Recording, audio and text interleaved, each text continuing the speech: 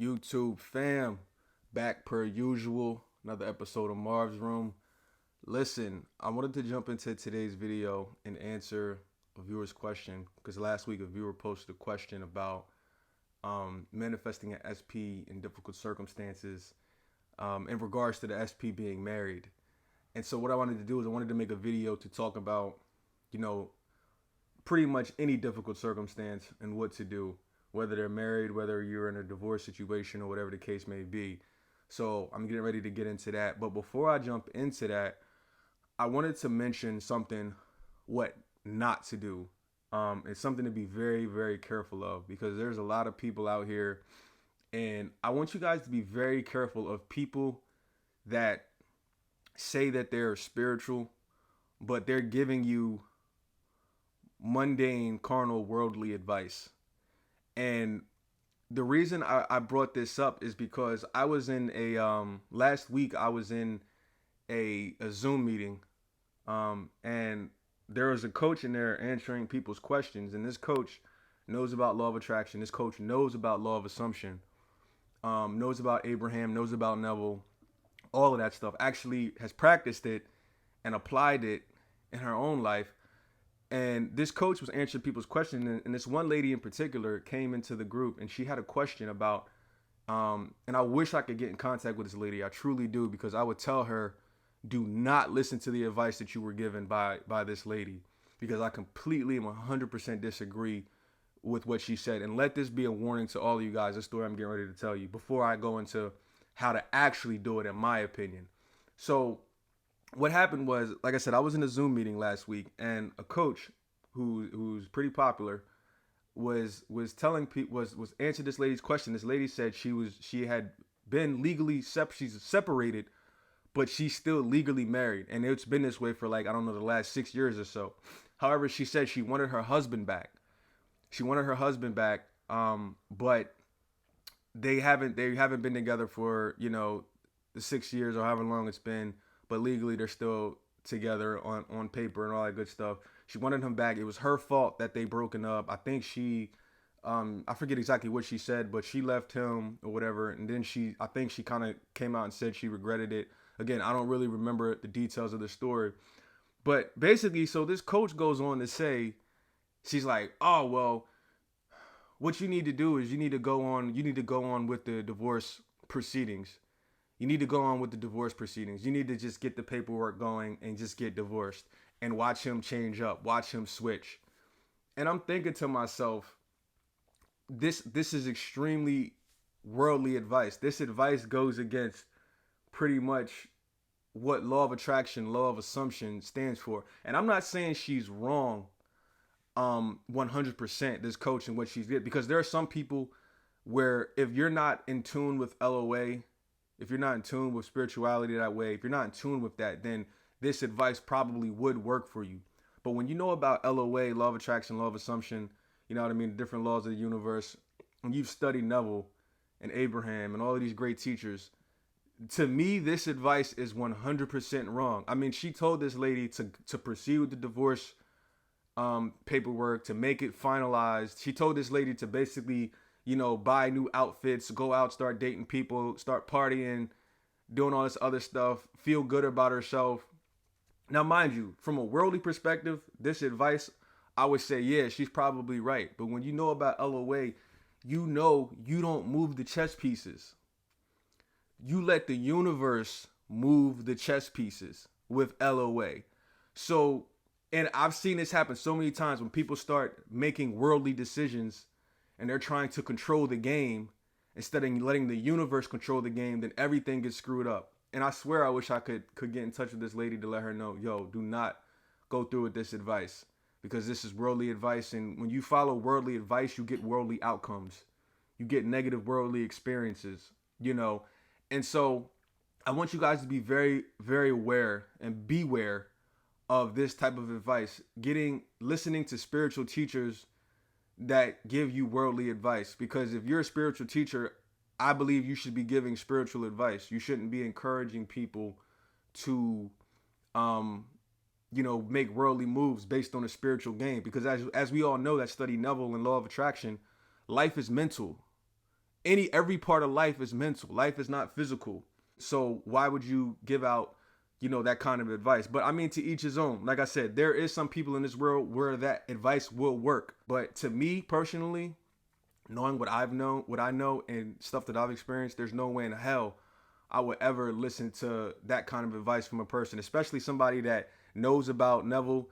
And like the thing that really got me was like how this coach gave that kind of advice, and she knows about Neville. Like, how do you know about Neville and Abraham Hicks and all these great coaches, and you still give that kind of advice? Like, that type of shit don't make no sense to me. So, and then she brought up zodiac signs. She was bringing up zodiac signs and different things like that. And I'm just thinking to myself, like, wow, like, okay, so now you're operating on a whole nother level of frequency when it comes to all, because me personally, like, I don't give my power away to zodiac signs. None of that stuff matters to me.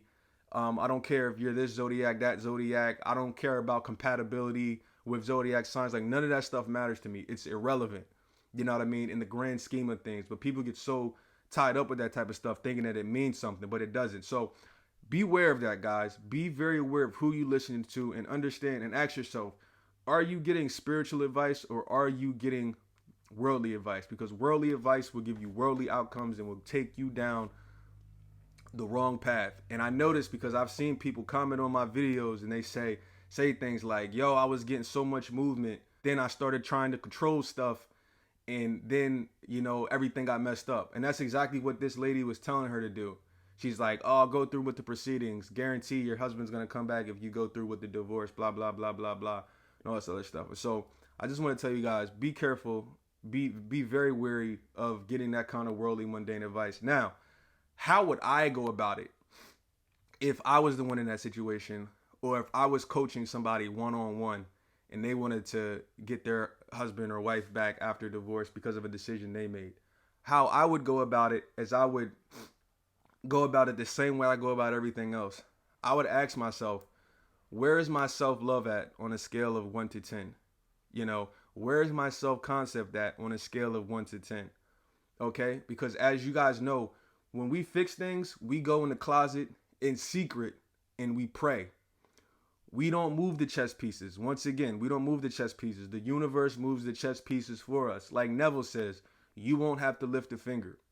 You will not have to lift a finger, which means I'm not going to have to go through with the divorce proceedings. I don't have to get the paperwork started to make the divorce finalized. I don't got to do none of that shit. Okay? So if this was me and I was trying to get my, whoever, my SP back in a divorce situation, I would say to myself, okay, where's my self-love at? Where's my self-concept at? On a scale of 1 to 10. I would do so much self-love, so much, self-love affirmations. I am first best. I am a priority. I matter. Excuse me. I would do so much of that work on myself to where it's undeniable that I know I am irreplaceable. I am the only option. I would get that, because what people got to understand is self-love alone is powerful enough to bring back an SP. That alone can bring back, and I know from personal experience when I manifested an SP back. You know what I mean? Self-love alone was a huge part of me manifesting an SP after not hearing from them for 5 years. You know what I'm saying? And so that would be 100% of what I worked on, what I would work on if I was in that situation. Now, what I would do after that is I would completely forgive myself. I would forgive my partner and whatever the situation that may have happened between us. I would forgive whatever situations that might have happened. I would forgive myself for all of the regret that I may feel around a situation. Because a lot of times we're hanging on to a lot of stuff, you know what I mean? And I would just affirm, I would say things and I would just affirm how, oh, I love how my SP has let go of the past. I love how, my SP has forgiven me for the decision to leave him. I love how my SP no longer holds, is no longer prideful towards me. I would say affirmations along those lines. And I would go towards the end, and then I would go straight to the end of saying something like creating a scene, a quick, 10, 20-second scene or however long it may be of hearing a friend or a family member or someone congratulate me on reconciliation. I would hear my friend's voice. I would feel their embrace. If they have a certain smell, if they feel a type of way, I would create a vivid scene hearing them say, wow, I can't believe you guys reconciled. I thought it would never happen. And I would hear the excitement in their voice, and I would feel the excitement for myself and my SP. That's what I would do. I would 100% go to the end. And this, obviously, listening to this is the exact opposite of what this lady told person to do earlier in this conversation that I was explaining to you guys. This is the exact opposite of what she told you to do. She just told that lady, yo, look, move on, do this, do that, or whatever, you know what I mean? Which something I totally disagree with. But this is how I would go about it if it was something along the lines of divorce. I would fix myself, say my affirmations, affirm whether I'm feeling good, whether I'm feeling bad, because you can still manifest even when you feel bad. You can still manifest even when you don't believe your affirmations, because eventually you will. It's just a matter of repetition. So now let's move on to manifesting a specific person if they're married. First, you got to ask yourself, you got to look at your mindset, okay? I want you to ask yourself, how do you look at things, right? Because how you view things is literally half the battle, if not more than half the battle. Because, you got to understand that your mentality and how you view things is subjective. And I would say this, in my situation, I looked at it like my mind frame was everything that's going on right now is the bridge of incidents leading me to my highest and greatest good. That's how I looked at everything that was going on at the time between back however many years ago when I had tried to manifest contact, from an SP that I hadn't heard from in 5 years. You know what I mean? So my mindset was, everything is leading up to my greatest and highest good. And this is how, so some of you guys got to take the negative connotation away from the fact that you're not hearing from your SP. You guys look at that as negative instead of looking at it as, oh, this is just me getting time to be able to work on myself, to increase my self-concept, to increase my self-love. And you're giving meaning to something that really means nothing. You know what I mean? Because we are the ones who give meaning to anything. Think about rainy days, cloudy days. Why are rainy days and cloudy days considered, bad days? It's the person that's giving the meaning to them that consider them bad days. I don't think rainy days and cloudy days are bad days personally. I enjoy rainy days. I enjoy cloudy days. I enjoy thunderstorms, just like I enjoy the sunny weather. I enjoy all forms of weather. I enjoy the snow. You know what I mean? Because I realize the perceiver is the one that's giving the negative or positive connotation to whatever it is that they're experiencing. So if your SP is married, understand that how you look at the situation is you giving it power or taking the power away. And so you gotta understand that you're giving power to a situation that you shouldn't be giving power to. Because the fact that your SP is married right now, what does that mean? It doesn't mean anything. Understand this. When my SP got into a relationship and got into two relationships after we were separated and still came back around all those years later. So that lets you know that relationship status, marriage status, however bad the situation was, doesn't necessarily mean anything. That stuff doesn't mean nothing. And from a worldly standpoint, even though I said earlier, don't worry and pay attention to worldly stuff, but you got to understand, most people in the world, they don't operate on law of attraction frequency. They don't. So from a worldly standpoint, if I told you that if you get on this airplane and there's a over 50% chance that this airplane is going to crash, would you still get on that airplane? I think you know the answer. Most people are not getting on that airplane if I tell you there's over 50% chance that this airplane is going to crash. Now, that is the same thing with marriage statistics, divorce statistics in this world. There's literally over 50% chance, or whatever the number is high as hell. I don't know what the number is now, but just know that it's way higher than it should be. So understand, if your SP is married, understand statistically, there's a chance that there's a good probability that they are going to get divorced, or that their marriage is not going to last. They're going to be separated at some point. Know that that's going to happen. So you got to ask yourself a question of how long do you want to wait? Is that what you really want to do? Do you want to wait? How long are you going to sit there and say, you know what, I'm going to wait for them to come back around? Because again, you have to give the universe time to move the chess pieces. You can't sit there and do living in the end or do your affirmations and expect your SP to leave their marriage, in 24 hours or the next 30 days. Most likely that's not going to happen. Now, can that happen for some people? 100%. But for most people, that type of dynamic, I just don't see it happening.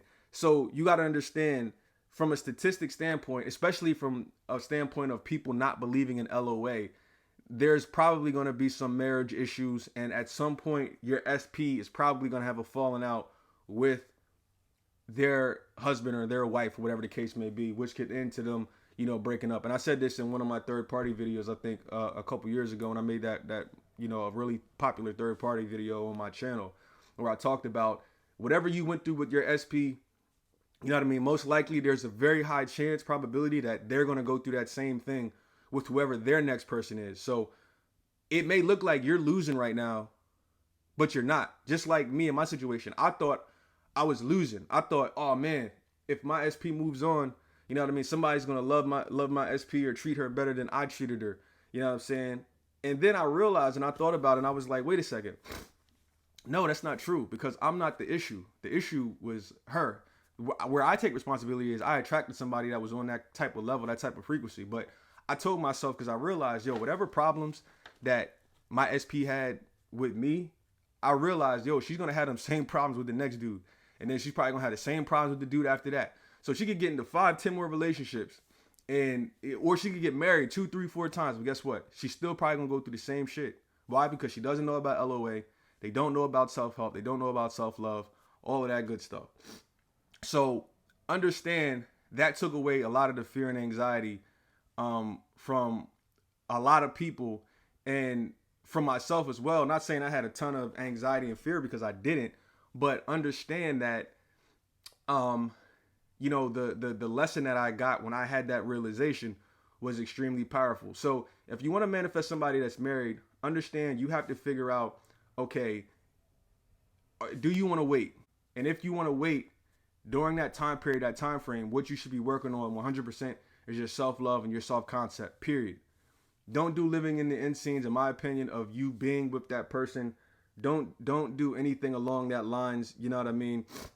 Just continue to work on yourself, elevate, and I guarantee your aura, your confidence, your SP is going to feel that, because everything's energy. When you take the focus off of them, take the focus off of your SP being married in their situations, you put the focus on yourself. It's a miracle of what happens and how magnetic you become when you take the focus off of another person and you put all of that focus and that self-love on yourself, which is what most people don't do. They think, if I take my attention off of my SP, then how can I get them back?